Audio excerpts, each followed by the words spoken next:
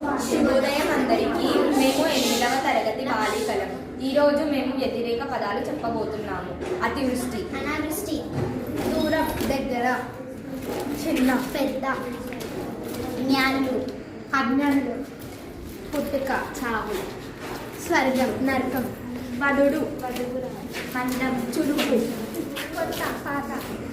హింస, అహింస, బాలిక, బాలికుడు,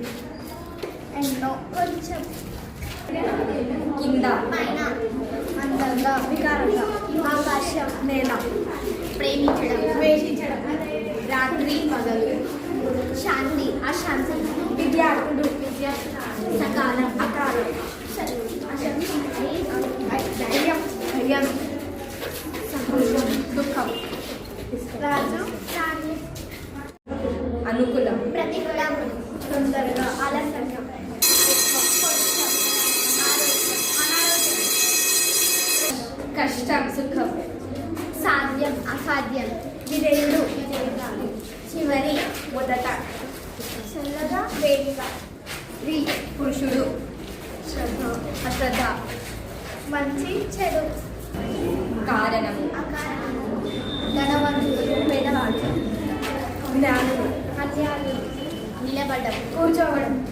స్వార్థం, త్యాగం, ఆనందం, విచారం, పుత్రుడు,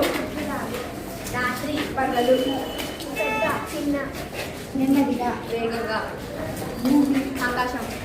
నర్గం, స్వర్గం, ప్రేమ, ద్వేషం, స్నేహం, శత్రువు, రాజు, రాణి, స్నేహం, అస్నేహం, మొదలు, ముగింపు, అంతం, ఆరంభం, కఠినం, తేలిక, సాధ్యం, అసాధ్యం,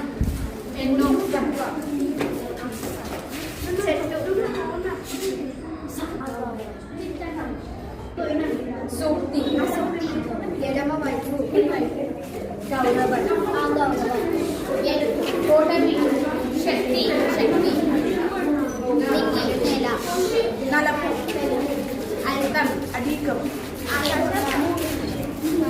సాయంత్రం, పురుషుడు, కొంచెం,